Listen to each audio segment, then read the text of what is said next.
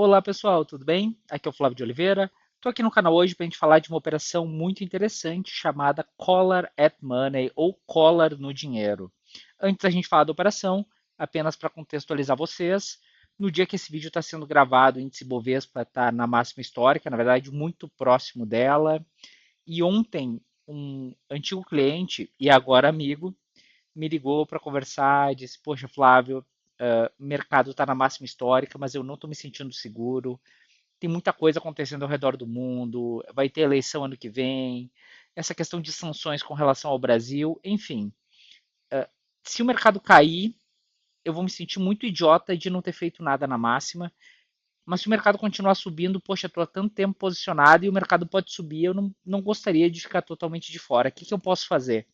Eu vendo, ou vendo um pedaço, enfim.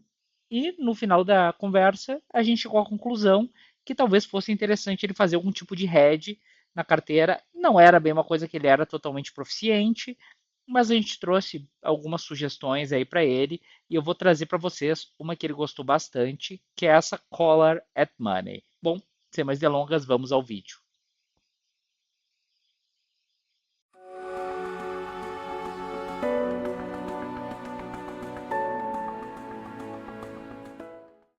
Vamos começar explicando o que é a tal da collar.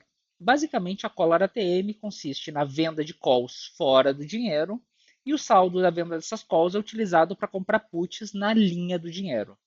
O efeito final é, se os ativos subirem, o investidor participa da alta até o limite da call, só que se os ativos caírem, esse mesmo investidor também vai estar protegido pelas puts.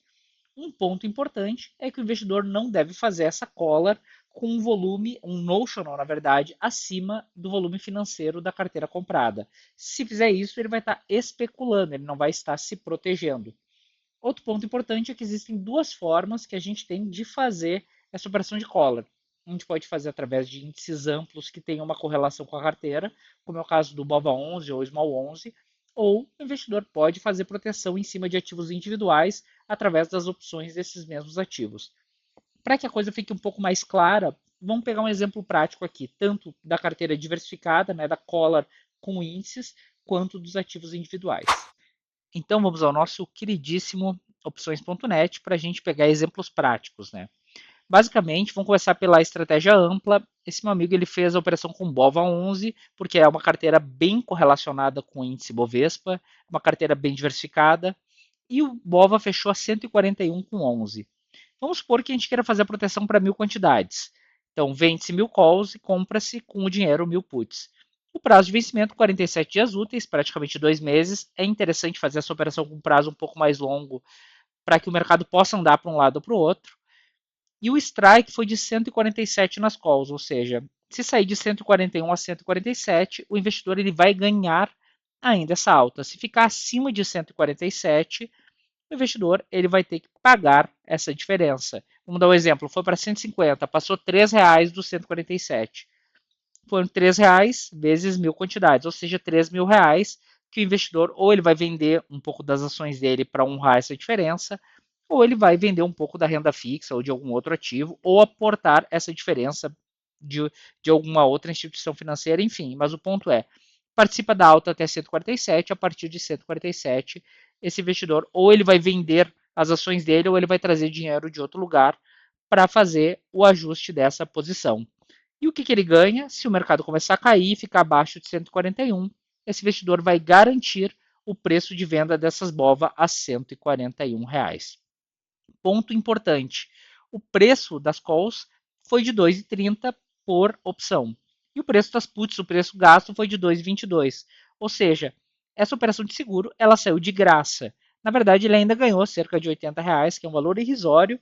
Mas enfim, o ponto é, esse seguro ele foi financiado pela venda das calls. E isso está acontecendo porque a gente está vivendo um cenário onde o juro está muito alto no Brasil e a volatilidade dos ativos está muito baixa. Então as calls acabam ficando muito mais caras do que as puts. Então fazer seguro num cenário como esse acaba sendo muito interessante porque o seguro fica muito barato. E vale lembrar, pessoal, nós já estamos na máxima histórica e ele só vai ter que fazer algum tipo de ajuste financeiro se os ativos subirem em 2 meses quase 5% acima da máxima histórica.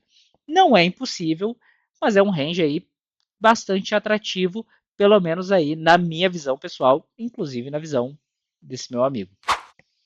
Já aqui na nossa simulação individual, temos os ativos Itube 4, né, nossa queridíssima Itaú, com preço de R$ 37,90 no fechamento de hoje.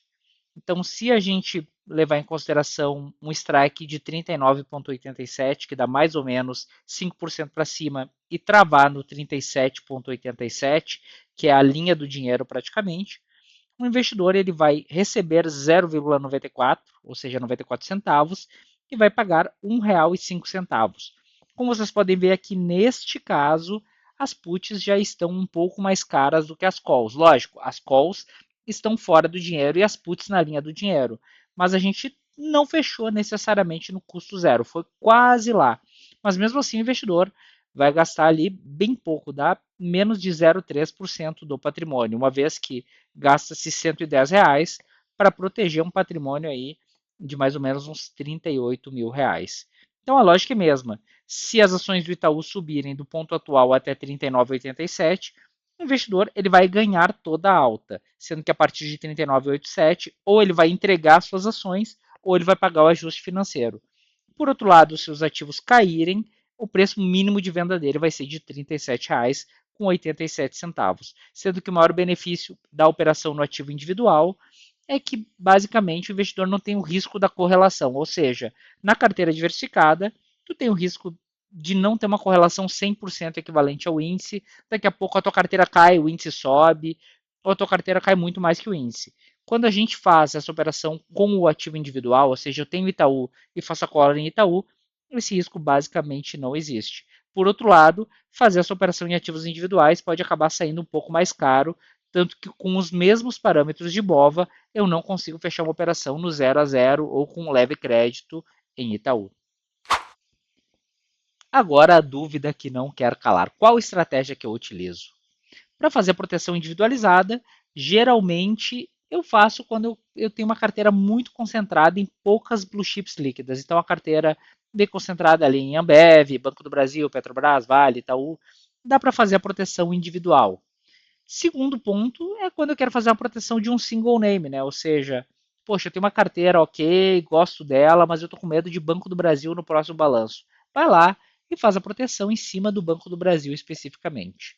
Segundo ponto, quando eu quero fazer a proteção via índice, quando que eu devo fazer isso? Primeiro ponto é quando eu tenho uma carteira muito diversificada. Então eu tenho uma carteira com 15, 20 nomes diferentes. Eu posso fazer através de algum índice. Outro ponto importante é quando o investidor quer fazer proteção de fundos de investimento. E aqui também tem uma outra coisa que é importante.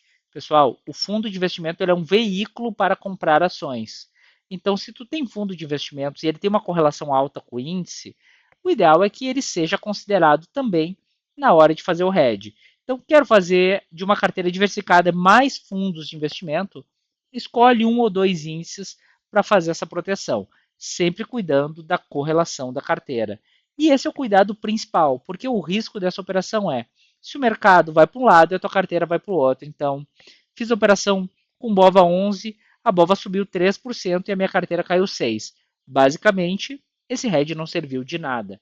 Então, é um risco que o investidor ele corre quando faz a proteção através da carteira diversificada, através de índices, mas ele pode ser mitigado conhecendo a carteira do investidor. No limite, dá para fazer algum tipo de teste de correlação, dá para fazer isso usando o Excel com uma certa tranquilidade. Então, tomem muito cuidado quando forem fazer a proteção, quando forem fazer a collar através de um índice amplo, quando vocês têm uma carteira diversificada, ok? E para a gente finalizar, pontos importantes. O primeiro deles é qual percentual da carteira eu devo proteger? E a resposta é: não existe resposta, não existe uma regra específica. Geralmente eu protejo entre 30% a 50% da minha carteira, sendo que 30% é quando o movimento está no meio, um movimento de alta, eu começo a fazer o hedge, e quando eu acredito que a gente está numa exaustão, eu posso chegar a 50% do portfólio. Outra coisa importante é que essa é uma estratégia de mitigação do meu risco, essa questão do percentual da carteira. Por quê? Porque minha carteira não é exatamente igual ao índice. Eu tenho carteira, tenho ETF, tenho fundos. Então, geralmente, quando o mercado sobe, ela sobe, e quando o mercado cai, ela também cai. Mas acontece em momentos em que a minha carteira cai mais que o mercado, em raríssimos momentos a gente pode ver o índice subindo e a minha carteira talvez ficando parada. Neste ponto, eu prefiro não ter 100% da carteira travada, ou seja, eu mitigo o risco de daqui a pouco o índice subir, minha carteira ficar parada e eu ter um grande prejuízo não protegendo todo o portfólio. E nunca aconteceu, apenas para deixar registrado. Terceiro ponto importante, o investidor precisa estar preparado para entregar os ativos. E aqui não é se, é quando. Em algum momento a gente vai estar redeado, eu estou redeado e o mercado dá uma disparada, eu estou lá com 40% da carteira redeada e o mercado está lá na máxima e eu acho que não faz tanto sentido eu eu pagar a diferença do hedge. Então eu vou lá e entrego meus ativos. Então, se você não quer entregar seus ativos de forma alguma, repense esse tipo de hedge onde as calls financiam as puts, porque se o mercado subir e quando o mercado subir de forma abrupta, em algum momento vai ter que entregar isso. No longo prazo, tem que acreditar que essa é uma coisa que faz sentido, que se ganha mais do que se perde. Mas se a sua estratégia é nunca vender, não faça esse tipo de operação. E por fim, existe uma política de hedge em cada carteira. Na verdade, precisa existir uma política de hedge e nem todo investidor tem isso. Alguns investidores eles deixam para fazer o hedge quando eles se sentem ameaçados. E geralmente isso é um problema, porque a gente só se sente ameaçado quando o mercado está perto das mínimas, quando a gente está passando por um evento de volatilidade. É raríssimo a gente ver um mercado tão turbulento com a bolsa na máxima como esse ponto agora. Então, tem uma política objetiva. Eu tenho uma política objetiva de hedge no meu portfólio e a maior parte das vezes que eu faço hedge é quando eu acredito que o mercado vai subir mais. E acreditem ou não, até porque estamos no Brasil, muitas dessas vezes o mercado acaba caindo e eu acabo ganhando dinheiro com o hedge. Então, minha expectativa estava positiva, eu fiz o hedge mesmo assim, e o mercado me decepcionou e eu acabei me protegendo da queda. Então, não façam esse tipo de operação ao sabor do seu humor. Tenha uma política clara e objetiva, e sempre que os sinais da sua política apontarem, apenas execute, ok? Então, esse foi o nosso vídeo de hoje. Espero que todos tenham gostado. Se gostaram, não esqueçam de seguir a gente aqui no canal, dar o joinha aqui no vídeo e assinar o sininho das notificações para saber sempre que a gente subir um vídeo novo, ok? Um forte abraço a todos e bons investimentos.